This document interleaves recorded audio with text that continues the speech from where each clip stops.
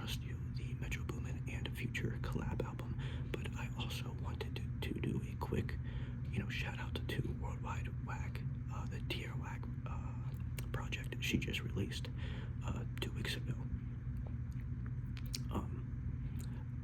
I feel like Tierra Whack is like a monumental artist. I think she's wonderful. Like everything she's done has been something. How do I word this? I feel like I don't value her. I don't know, because that's not a good way of putting it.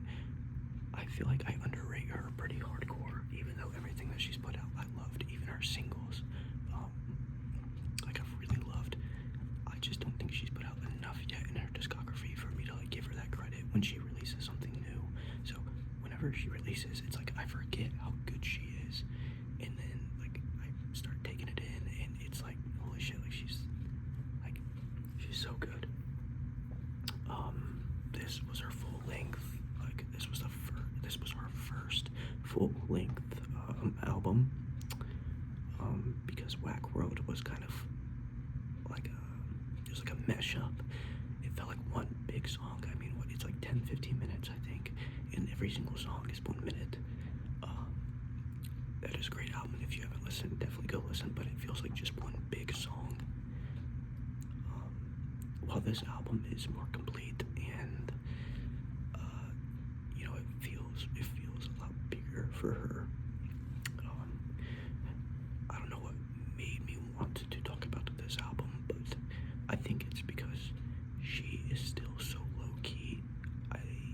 She has a couple songs that you'll hear on a commercial or on TikTok here and there, but she's not at that like superstar level yet that I think she should be at. And if I even get one of you guys to go listen to one of her projects, then I feel like I've done my job.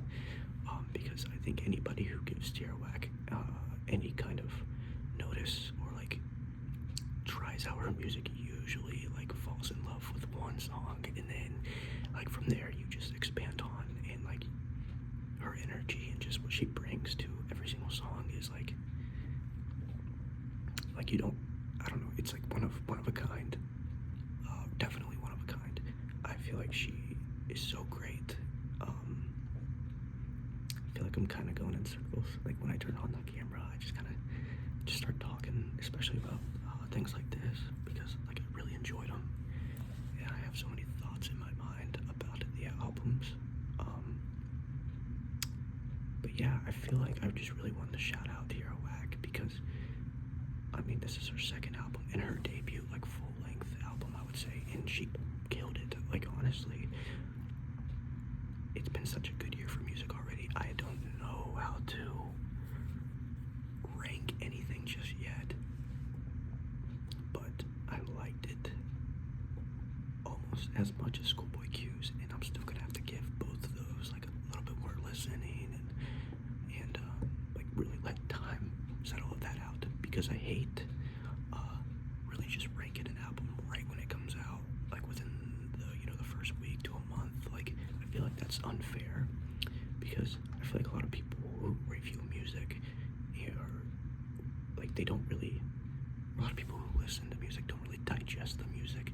They kind of like to get their thoughts and their rankings for the songs out like so fast, to be like I was the first one on this, like in its mid, so I'm not listening anymore, or it's good but I'll kind of forget it. Like I feel like music, you really need to give that time with any form of art, but especially music. And I feel like we've kind of lost that. Like we kind of lost the meaning behind like albums. Like I would never discredit anybody's album, anybody's work, because like that's like days, weeks, months, years of like hard work they put into that one album that some people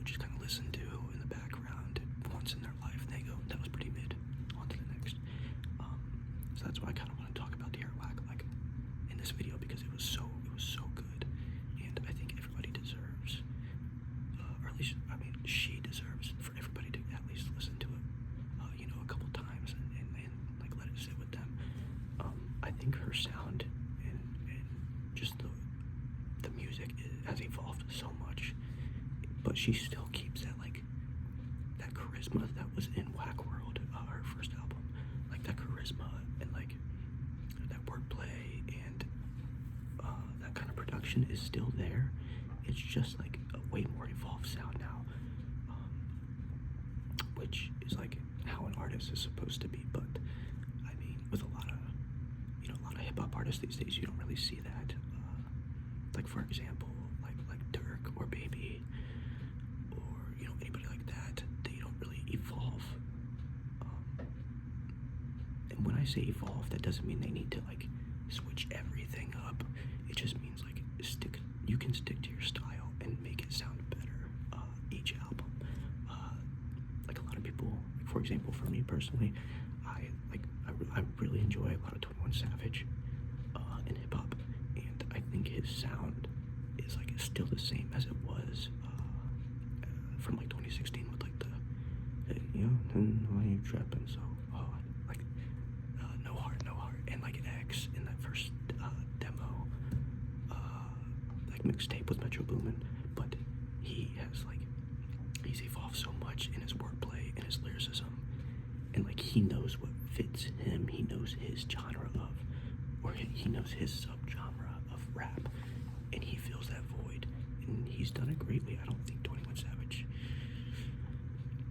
has like missed either, but that's off topic. I'm just wanted to use him as an example because Tierra Whack, like she has that same formula that she used in 2019 for her debut album, but just built on it.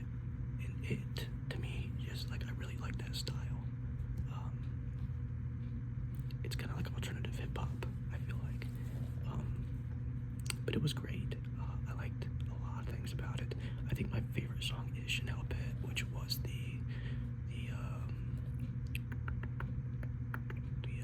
debut like single off of it, or like the featured single off the album. That's the one that I feel like, again, I've had the most time with, and like I've gotten to know super well. But as a whole album in itself, I really do like it. I feel like I should have a piece of paper here with like the songs and stuff, but I did not, because I just kind of like rambling like off the top of my head. I feel like I'm much better with that. I feel like I'm talking like super fast in this video right now, but I've just been feeling just super anxious today, and like I said, I just wanted to hop on camera and talk about some things I've enjoyed these last couple weeks in the music field. But yeah, Tierra Whack, Worldwide Whack, I would give right now like an 8 out of 10 based on like 2 or 3 listen throughs. But yeah, I really liked it, really enjoyed it, and I'm excited to see how it grows on me, because like I love Schoolboy Q's when it first came out, and I reviewed that on the channel, and that was like a month ago now. And now that we're a month apart, like I can really figure out like the things that I really enjoy from that album, and some of the moments that I think like kind of flop. So I always think it's kind of cool to get your first reaction to an album, and then like look back later on when you find more things to like, or find more things to like dislike. But yeah, I really liked it. The second album we're going to go through today is We Don't Trust You, Future and Metro Boomin. This album definitely sparked up a lot of conversation in the hip hop field on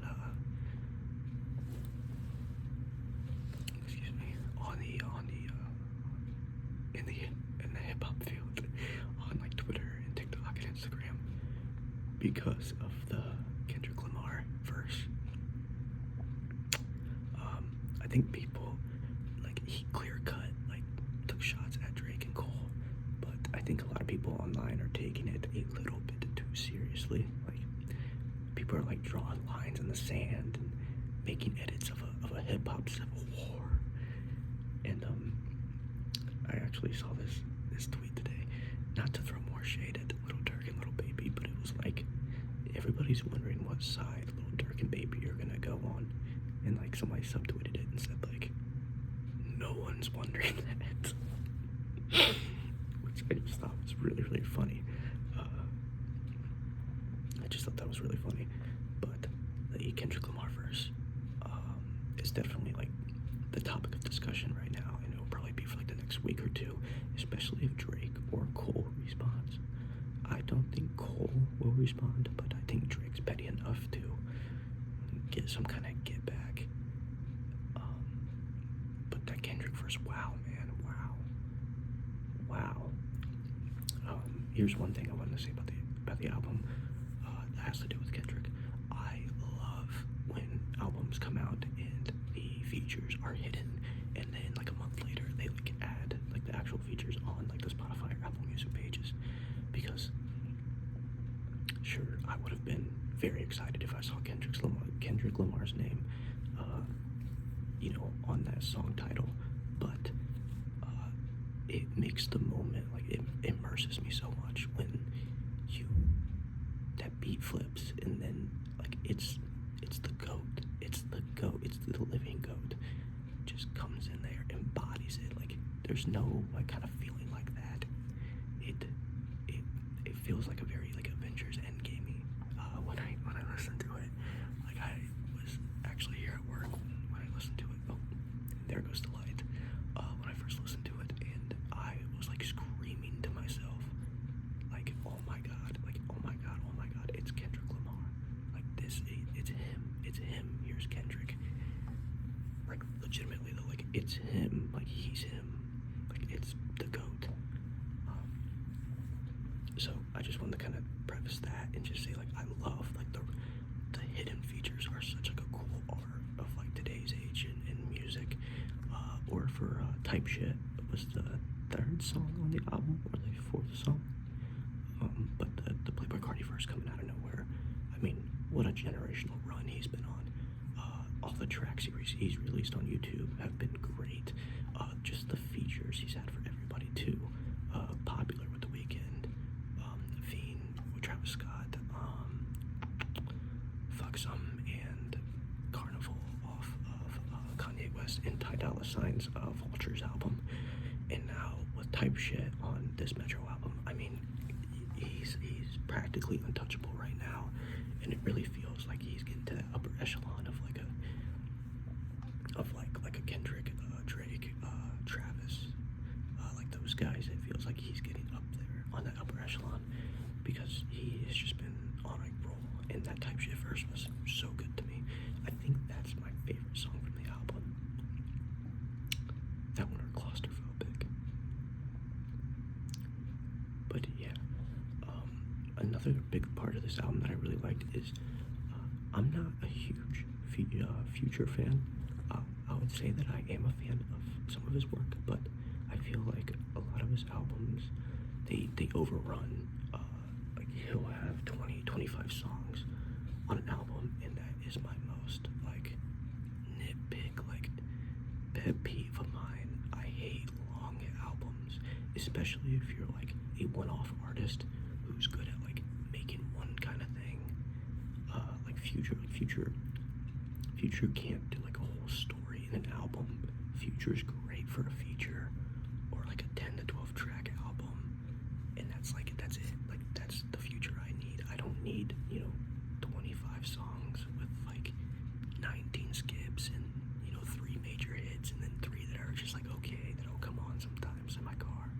Like, I need a Future who's like really consistent with his work. And I think they did that very well on this album. It's like, I think the album's like 50 or 60 minutes or so, I think, but it's like a shorter album. It's like a shorter album for Future, and I think they did that like really right, because he's kind of like a one-off rapper, you know what I mean? Like, for example, like when the Migos release music, like, I love Culture. I think that's one of the greatest hip-hop albums of all time, and Culture is like so sweet and simple. You maybe have 1 or 2 skips on there, but it is like so sweet and simple, and they like captured a whole like generation in that one album. And then you get to like Culture 2, and it's like 25 songs, like same with Culture 3 as well. And like, what I remember was like there'd be a lot of skips in between, and then like something crazy. Like Culture 2, I remember Notice Me with Post Malone was like very late in the album, I think. Don't quote me on that, but I think. And like in between that and like like Stir Fry, like there was just a bunch of just